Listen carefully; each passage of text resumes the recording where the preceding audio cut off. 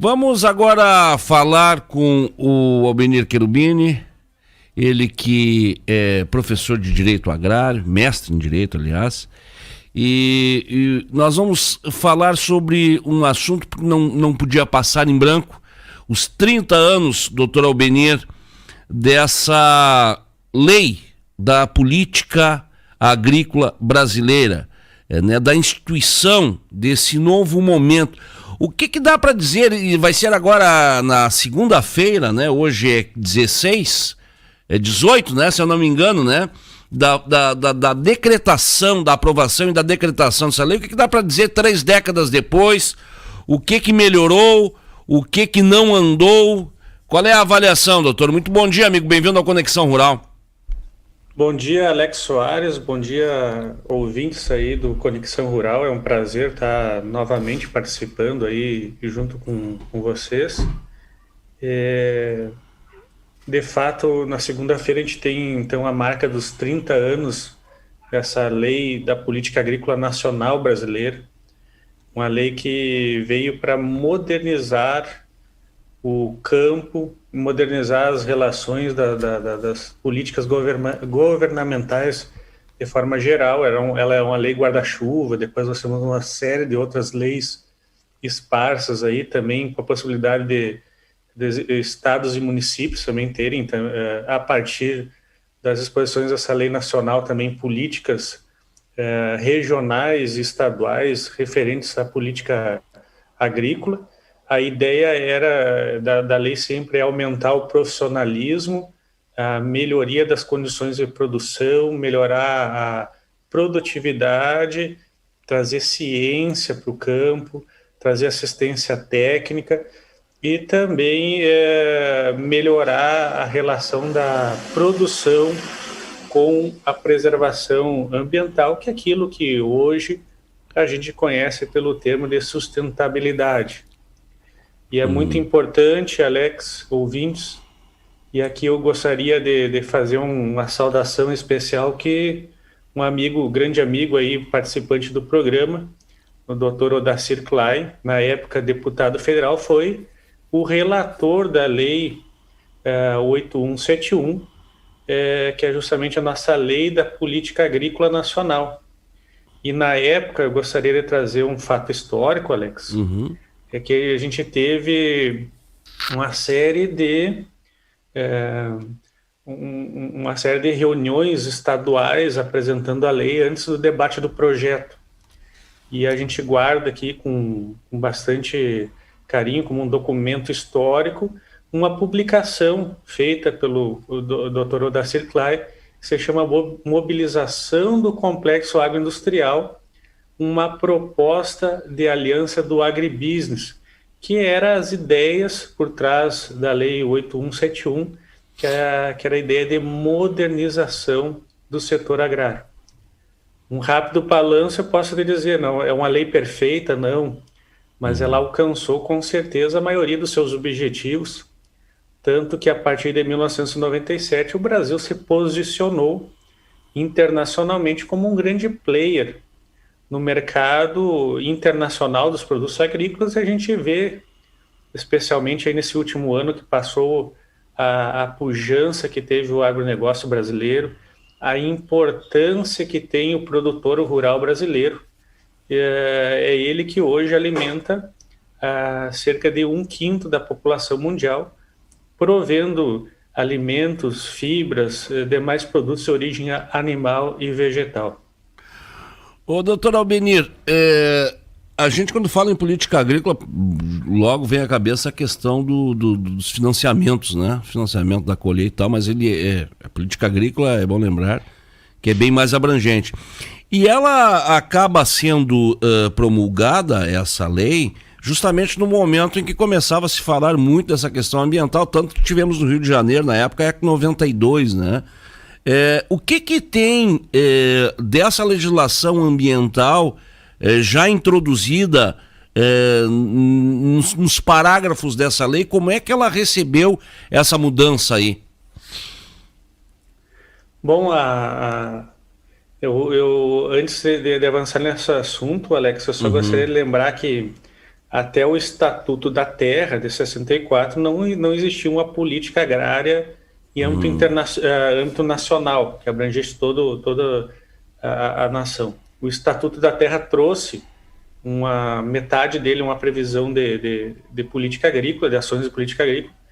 Pela Constituição nova, existe uma previsão na Constituição nova, mas só que aquelas disposições do Estatuto da Terra acabaram não sendo recepcionadas pela nova Constituição, e daí deu origem à Lei 8171.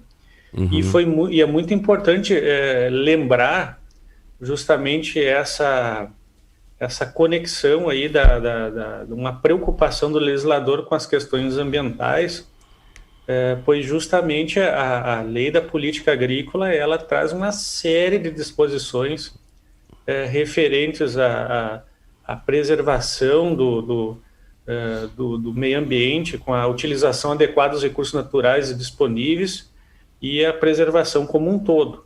Então ela traz assim uma série de disposições de incentivos ali de promover desenvolvimento de ciência e tecnologia. E aí a gente vale lembrar aí o papel dentro da participação dessas ações de política agrícola. A gente tem o Ministério da Agricultura, daí tem uma série de outros órgãos e algumas entidades, empresas públicas. Aí a gente tem que sempre vem à memória a questão da Embrapa, da Emater, desses órgãos aí que dentro dessa ideia da política agrícola estão sempre buscando desenvolver a parte científica, a parte da extensão rural, e a gente sabe que quanta coisa importante em termos de preservação ambiental tem sido produzida, desenvolvida no Brasil a partir desses estímulos. Basta ver que o Brasil desenvolveu toda uma tecnologia de produção tropical através da Embrapa. A gente tem uma série de estudos também no âmbito dos estados, das agências dos estados referentes à questão agrícola, à questão do meio ambiente. E essa lei da política agrícola, ela, se a gente fizer uma leitura junto com a lei da Política Nacional do Meio Ambiente, pode ver que elas são complementares nesse sentido. E tem outras políticas, aí, por exemplo, a Política Nacional de Recursos Hídricos, tem tudo a ver, porque tem a questão da irrigação na agricultura. Então, o norte da lei da política agrícola é produzir com preservação, com cuidado ao meio ambiente. Nos faça, doutor, para nós um breve histórico. Aí o senhor falou do Estatuto da Terra lá de 64, né, o primeiro ano do presidente Castelo Branco, logo que trocamos de regime. Um pouquinho antes nós tínhamos tido aqui a reforma agrária, inclusive o banhado do colégio aqui foi muito conhecido, né, em todo o Brasil pela reforma agrária que o ex-governador, ou então governador, Leonel Brizola, tinha feito. Como é que se deu esse processo? Era uma discussão muito forte na época, doutor Albenir? Bom, a gente sabe que com a questão do que precedeu o Estatuto da Terra, o Brasil ele era, naquela época, importador de alimentos. A terra não era usada com fins especulativos, em sua maioria. E daí a ideia do Estatuto da Terra veio trazer justamente a questão da função social da propriedade, daí sim com aqueles deveres que traz para os produtores de produção, de preservação do meio ambiente, e também com aquelas relações sociais, trabalhistas, que garantem a exploração econômica e social de quem está utilizando aquelas propriedades, quem está realizando a agricultura. A Constituição Federal, ela elevou a função social para o âmbito constitucional, e os imóveis agrários, que é onde se desenvolve a atividade rural, a atividade agrária, eles têm um dever, uma imposição de produção. Então isso é muito importante, que os produtores eles são, por força de lei, obrigados a produzir sob pena de ter sanções, né? E essa questão da produção, especialmente para as grandes propriedades, é uma forma de proteção para que não houvesse a eventual desapropriação para fins de reforma agrária.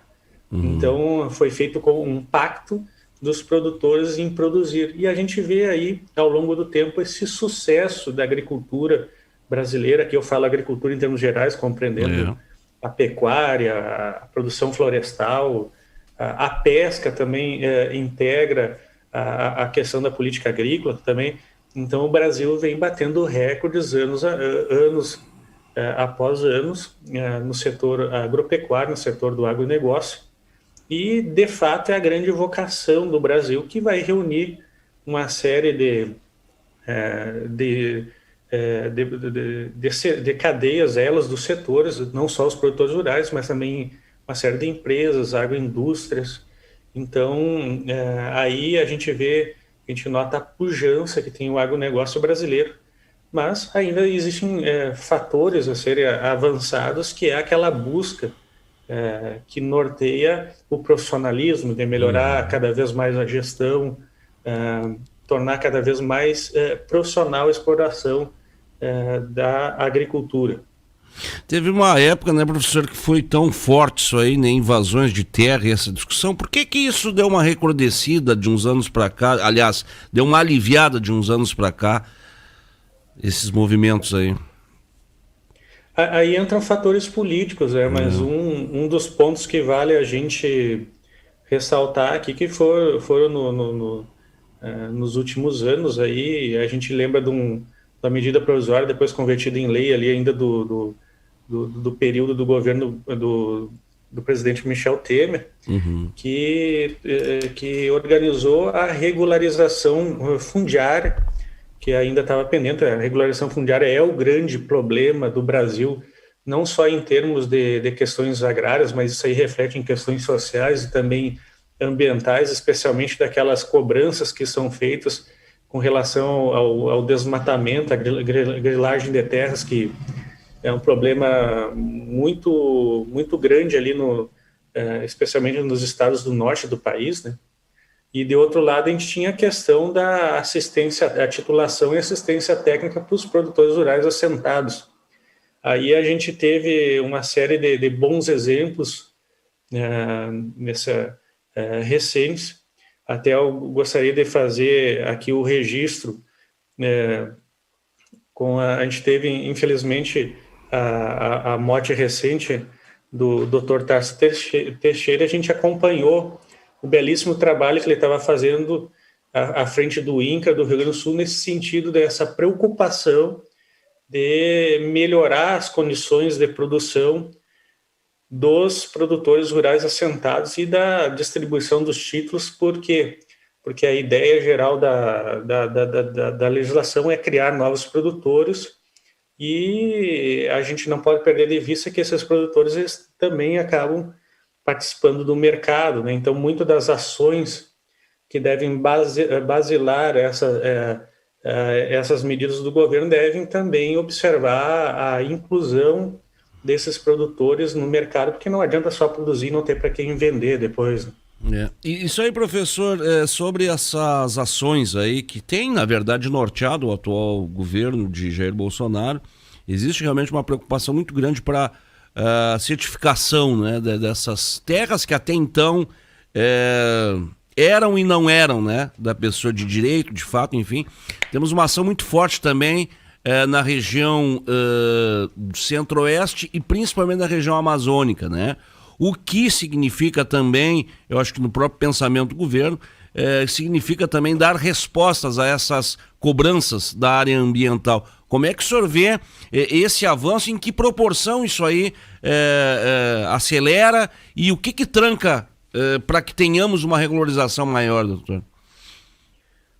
Bom, o que está trancando agora nesse sentido é justamente o legislativo fazer a parte dele, né?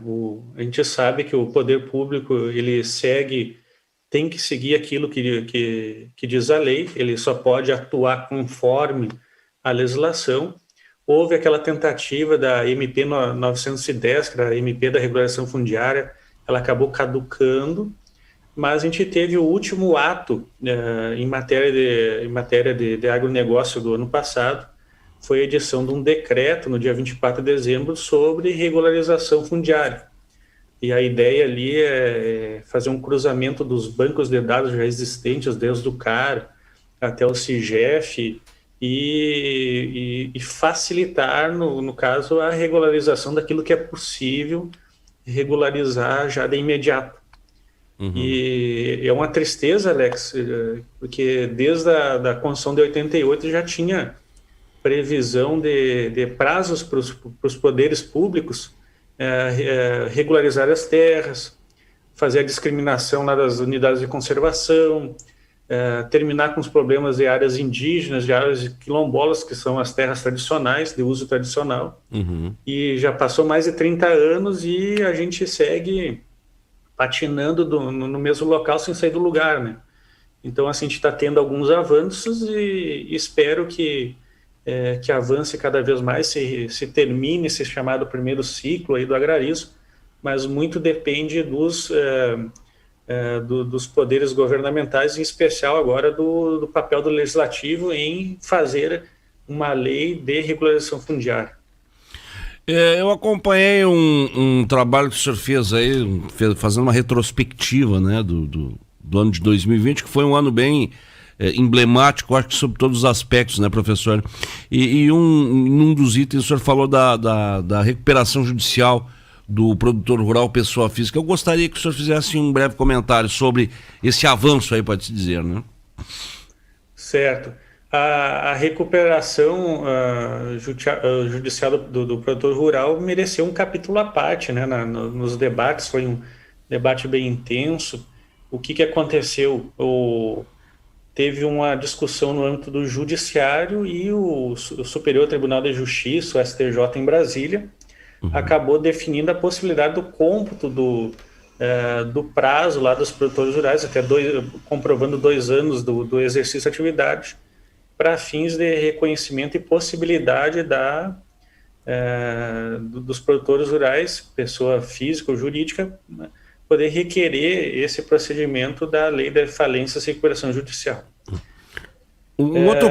E agora, no final do ano, foi publicada a Lei 14.112, que é justamente a lei que atualiza esses procedimentos, e trouxe lá uma disposição específica no artigo 48 dessa lei,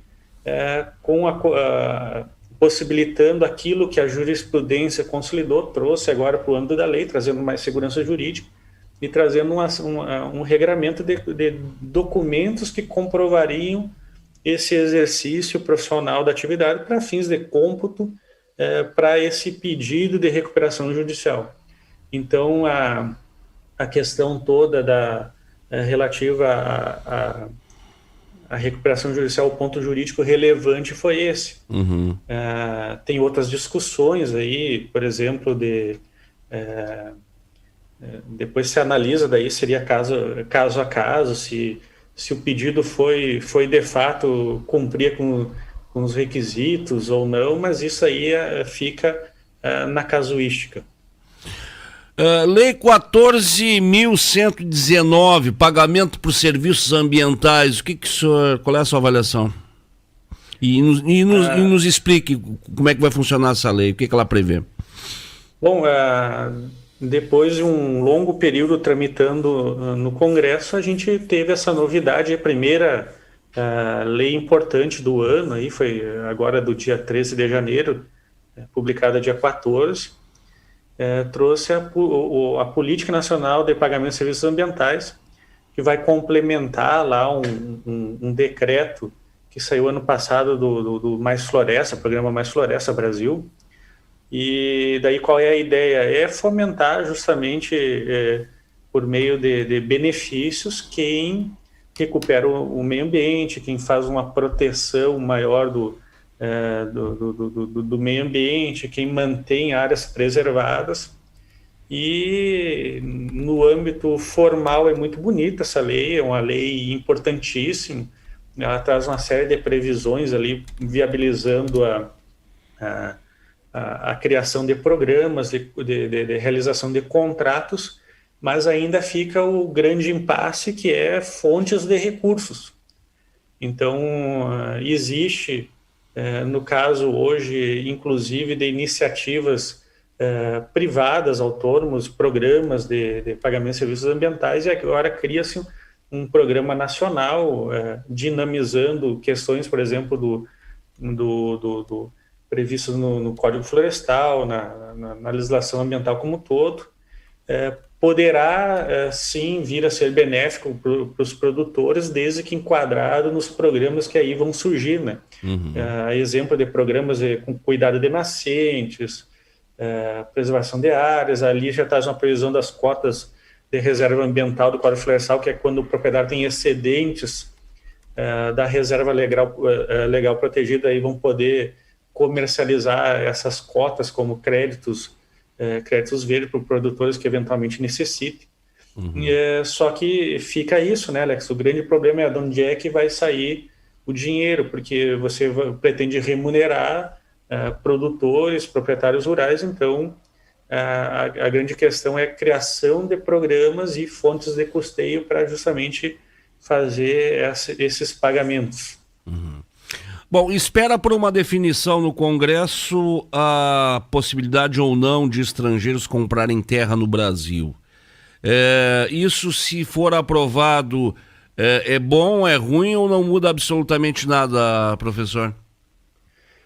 Bom, aí eu gostaria de trazer a lembrança, a belíssima entrevista que o amigo Alex fez junto com o Dr. Nestor Rai, que ele pontuou muito bem, uma das melhores falas que eu tive a oportunidade de ouvir acerca do conteúdo, que é o seguinte: venda de terras estrangeiro existe desde da lei lá da década de 70. Qual que foi o problema? Que com a Constituição de 1988 ficou algumas dúvidas acerca de critérios a serem cumpridos. E o que aconteceu? Hoje, essas dúvidas são objeto de pareceres da AGU. E teve um parecer, depois houve outro, agora depois voltou o entendimento anterior, e isso traz insegurança jurídica. O que se pretende com a lei agora é justamente pegar esses critérios, fazer uma nova lei, uma atualização, trazer novos critérios, e daí para eliminar essa insegurança jurídica. Particularmente, eu sou favorável que tenha isso, até porque não tem como você proibir, porque muitos eu mesmo sou descendente de italianos, de portugueses que vieram para o país e tiveram lá no passado a oportunidade de aquisição de propriedades. A questão toda é nos critérios que vão se dar essas condições. A gente sabe que tem brasileiros que produzem no Uruguai, no Paraguai, então assim, como é que você vai proibir algo do gênero? A questão toda são os critérios. Existe um grande temor, os chineses vão comprar as terras do Brasil, como se agora surgisse uma nova lei e que os produtores rurais fossem obrigados a vender essas terras. Não, ninguém está obrigando. A questão toda, penso eu ali, acompanhando alguns entendimentos, é que o importante é definir critérios bem claros, com respaldo técnico, e quem sabe adotando algumas proibições, por exemplo, de proibir que qualquer estatal, seja a nacionalidade que for, possa adquirir terras, até porque no Brasil o poder público ele não pode mais adquirir terras para fins de uso agrícola, para fins de exploração de atividade agrária. Isso é uma proibição que consta no artigo 10 do Estatuto da Terra, não estou vendo ninguém falar a respeito. Então, assim, a adoção também de critérios de reciprocidade, nações onde o brasileiro pode ir lá adquirir propriedades, então esses nacionais dessas nações podem vir e adquirir no Brasil. Com esses critérios, ajustes, com certeza a gente pode ter uma lei moderna para atrair investimentos sem colocar em risco questões de segurança nacional ou soberania, que nem o pessoal está falando. O importante é que as pessoas que ainda tenham dúvida leiam esse projeto de lei, informem-se, participem dos debates, para que a gente não fique também naquele debate raso do estilo Grenal, Fla-Flu, eu sou contra, eu sou a favor, simplesmente algo passional, sem entender o que está acontecendo, sem saber que já existe compra e venda de terras brasileira, e nem por isso, nesses últimos anos, houve uma corrida às imobiliárias e aos corretores de imóveis. E nem por isso o Brasil também perdeu, nesse ponto que o senhor tocou, qualquer soberania. Agora, o que a gente nota, sem dúvida nenhuma, é que dependendo do assunto, há uma incorporação, principalmente pela classe política, e claro, outros também, que a própria comunicação, próprios jornalistas também fazem isso, de pegar aquele assunto, torná-lo popular, né? E ficar bem com a maior parte da torcida. E aí, tu une isso aí a um discurso nacionalista, bom, aí tu tem um herói. E as coisas não são bem assim, né? E eu acho que cabe a nós, que temos esse objetivo de trazer a informação com equilíbrio, trazer justamente esses pontos aí. Doutor, para a gente concluir, eu queria que o senhor, em 2 minutos aí, fizesse uma avaliação para nós daquilo que o senhor acha que precisa aperfeiçoar nessa nossa política agrícola que está chegando aos 30 anos na próxima segunda-feira. O principal ponto a ser aperfeiçoada, com certeza, seria a questão do seguro agrícola, melhorar o seguro agrícola, o acesso, a universalidade do seguro agrícola no Brasil, melhorar cada vez mais a profissionalização, ali das questões de ações a serem cumpridas. A gente tinha, por exemplo, energia elétrica como um dos objetivos, e hoje eu penso que a gente poderia acrescentar conectividade como um dos requisitos, levar a internet até os mais distantes rincões do país. Basicamente eu vejo isso como requisitos, melhorar os instrumentos aí creditícios para quem executa esse cumprimento da produção com preservação do meio ambiente, melhorar, quem sabe, também as questões pontuais aí referente à irrigação, que nem a gente tem graves problemas de seca atingindo o Rio Grande do Sul, então a gente tem que pensar melhor as questões da irrigação. Basicamente era isso, Alex. Eu creio que a gente está progredindo, está evoluindo, agora a gente está vendo avanços na parte da infraestrutura, na armazenagem, mas sempre tem pontos que podem ser melhorados. Amigo, tem falado com o Valtencir ou não? Não, eu tô esperando uma remessa lá da Caetana, que tá difícil. Não chegou. Tá difícil, viu, doutor? Ele se enfiou lá naquele negócio. Agora diz que vai ser um ponto turístico lá, aquele vinhedo dele, né? Então ele se embrenhou naquele negócio lá e não sai. O homem tá louco. Estamos esperando ele aqui. Eu quero desejar para o senhor aí um bom fim de semana, lhe agradecer pela participação, rica participação, que traz, né, eu acho que essa bela homenagem também, né, esses homens que fizeram esse trabalho lá atrás da criação da nossa política agrícola. Um grande abraço para o senhor, obrigado pela atenção e pela parceria de sempre. Um abraço, bom dia.